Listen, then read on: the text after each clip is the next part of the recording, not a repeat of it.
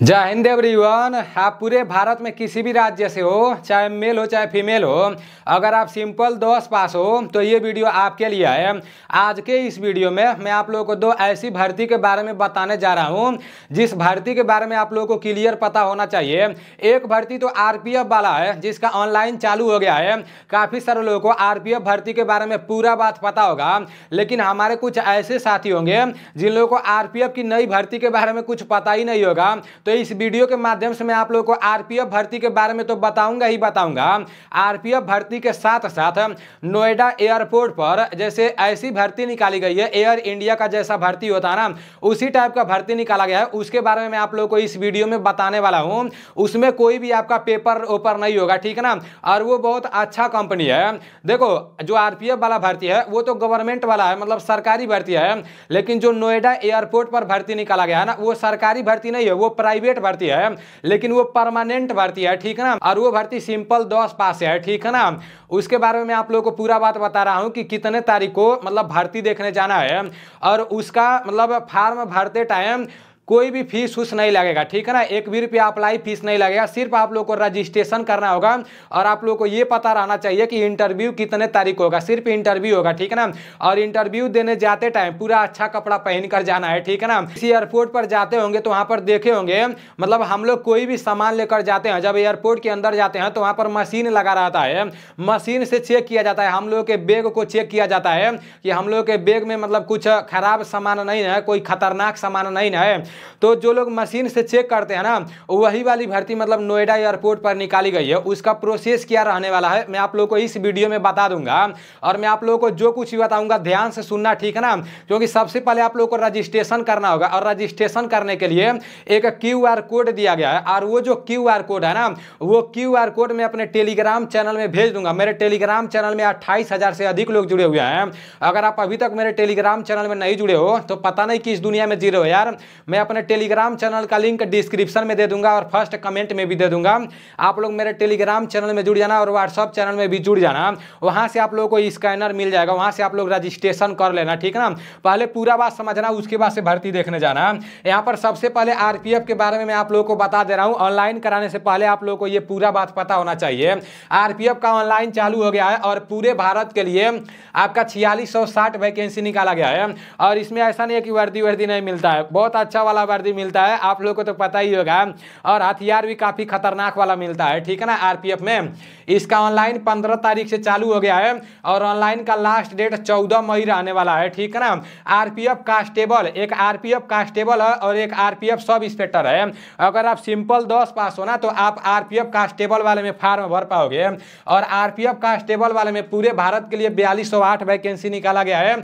अगर आप ग्रेजुएशन हो, आपके पास ग्रेजुएशन का सर्टिफिकेट है, तो आरपीएफ सब इंस्पेक्टर में आपके लिए अच्छा रहेगा, ठीक है ना। और इसमें ऑल इंडिया के लिए 452 वैकेंसी निकाला गया है। मेल और फीमेल सभी लोग अप्लाई कर सकते हैं, ठीक है ना। अब यहाँ पर आरपीएफ कांस्टेबल के एज के बारे में बताया गया है। आरपीएफ में फॉर्म भरने के लिए मिनिमम एज 18 साल होना चाहिए और मैक्सिमम एज 25 साल होना चाहिए। और इस साल आरपीएफ वाले में उम्र में 3 साल का छूट भी मिला है, ठीक है ना। यहाँ पर देख लो, ओबीसी वालों का मतलब 18 से लेकर 28 साल तक उम्र होना चाहिए। और SC ST वालों का आरपीएफ कांस्टेबल वाले में 18 से लेकर 30 साल तक उम्र रहना चाहिए। और हाइट बहुत बढ़िया लगता है, ठीक है ना, हाइट ज्यादा नहीं लगता है। अगर आप आरपीएफ कांस्टेबल वाले में फॉर्म भरोगे तो इसमें लड़कों का हाइट 165 सेंटीमीटर होना चाहिए। और जो लोग SC ST कैटेगरी से आएंगे तो उन लोगों का हाइट सिर्फ 160 सेंटीमीटर होना चाहिए। तो हाइट तो एकदम कम है, ठीक है ना। और 4-5 साल बाद भर्ती आया है तो आरपीएफ कांस्टेबल का तैयारी करना चालू कर दो, ठीक है ना। हो सके तो मेरे एप्लीकेशन को डाउनलोड कर लो, नीलेश डिफेंस करियर के नाम से है। वहां से अभी हजारों लोग अग्निवीर पेपर का तैयारी कर रहे हैं, आप भी अग्निवीर पेपर का तैयारी कर सकते हो, ठीक है ना। यहाँ पर और आरपीएफ का भी प्रीवियस ईयर वाला प्रश्न मैं अपने एप्लीकेशन में डालूंगा, अभी तो अग्निवीर वाला समाप्त होगा तब, ठीक है ना। देखो, आरपीएफ कांस्टेबल में मतलब लड़कों का नॉर्मल चेस्ट 80 सेंटीमीटर होना चाहिए और फुलाकर 85 सेंटीमीटर होना चाहिए, ठीक है ना। उसके बाद यहाँ पर लड़कियों के बारे में बताया गया है। तो लड़कियों का हाइट कांस्टेबल वाले में आपका 157 सेंटीमीटर होना चाहिए, यूआर और ओबीसी कैटेगरी वालों के लिए और एससी एसटी कैटेगरी वालों के लिए लड़कियों का हाइट 152 सेंटीमीटर होना चाहिए, ठीक है ना। उसके बाद से आपका यहाँ पर रनिंग के बारे में बताया गया है। आरपीएफ में आपका लड़कों का दौड़ 1600 मीटर होता है और लड़कियों का दौड़ 800 मीटर होता है, ठीक है ना। ये पूरा बात आप लोगों को पता होना चाहिए। अब लड़कों को 1600 मीटर दौड़ने के लिए 5 मिनट 45 सेकंड का टाइम दिया जाता है और लड़कियों को 800 मीटर दौड़ने के लिए 3 मिनट 40 सेकंड का टाइम दिया जाता है, ठीक है ना। अब दौड़ पहले होता है या पेपर पहले होता है, ये भी आप लोगों को पता होना चाहिए, ठीक है ना। दौड़ होने के बाद लड़कों का लॉन्ग जंप होता है 14 फीट का, ठीक है ना। फिर हाई जंप होता है ऊंचा वाला 4 फीट का लड़कों का, ठीक है ना। उसके बाद से लड़कियों का भी लॉन्ग जंप होता है 9 फीट का। उसके बाद से हाई जंप होता है 3 फीट का, ठीक है ना। अब देखो यहाँ पर सिलेक्शन प्रोसेस के बारे में बताया गया है। मतलब आरपीएफ में सबसे पहले क्या होगा, सबसे पहले आपका पेपर होगा। जब फार्म भर दोगे तो आपका पेपर होगा। पेपर में क्या क्या पूछे जाएंगे ये भी मैं आप लोग को बता दे रहा हूँ।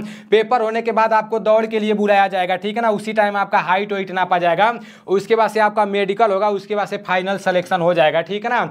अब पेपर में क्या क्या पूछे जाएंगे, पेपर में मैथ से 35 प्रश्न पूछे जाएंगे, रीजनिंग से 35 प्रश्न पूछे जाएंगे और जीएस से 50 प्रश्न पूछे जाएंगे। यही इसका सिलेबस है, ठीक है ना।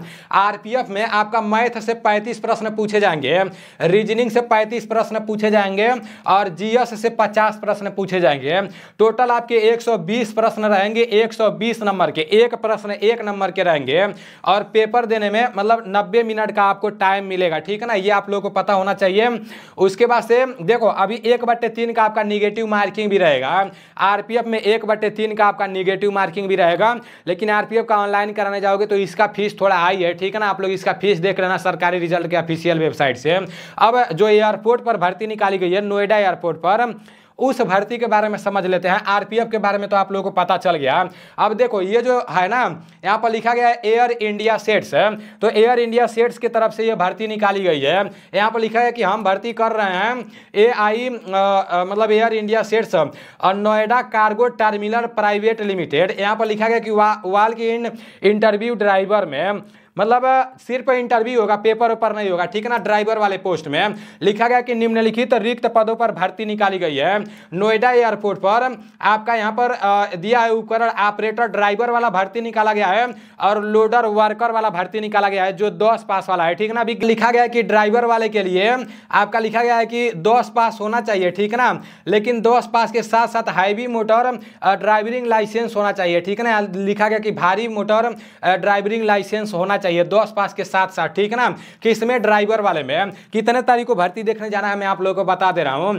अब यहां पर दिया है 10वीं पास व वर्कर दोनों के लिए एयरपोर्ट, जैसे 10वीं पास और ड्राइवर वर्कर दोनों के लिए मतलब आपका 10वीं पास होना चाहिए, ठीक है ना। जो आपका ड्राइवर वाला भर्ती है उसमें भी 10 पास होना चाहिए और जो आपका ये जो वर्कर वाला भर्ती है इसमें भी 10 पास होना चाहिए, लेकिन ड्राइवर वाले में ड्राइविंग लाइसेंस होना चाहिए। उसके बाद से बोला गया है कि एयरपोर्ट कार्य अनुभव को वरीयता, अगर एयरपोर्ट पर कोई कार्य किए होंगे ना तो उन लोगों को थोड़ा बहुत छूट मिलेगा। जो लोग कार्य नहीं किए होंगे ना तो मतलब कोई दिक्कत नहीं है, सभी लोग जा सकते हैं।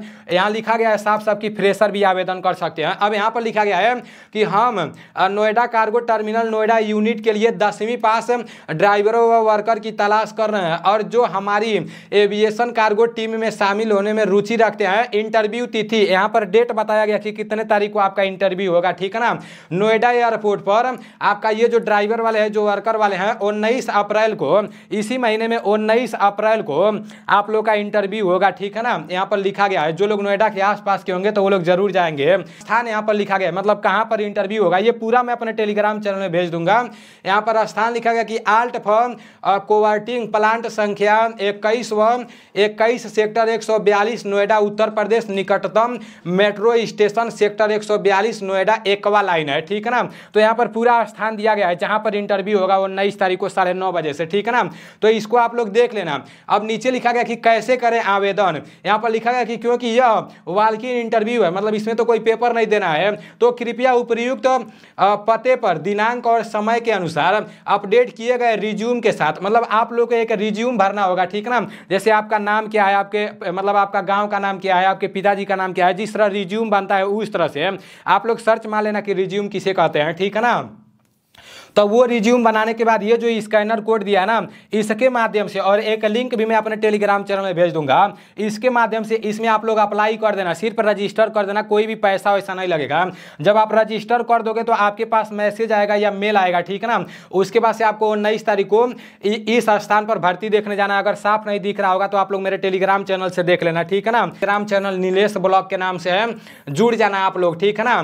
तो अभी आप लोगों को दोनों भर्तियों के बारे में पता चल गया होगा। जितने लोगों को भी नोएडा एयरपोर्ट पर भर्ती देखने जाना होगा तो अब ज़्यादा टाइम नहीं बचा है।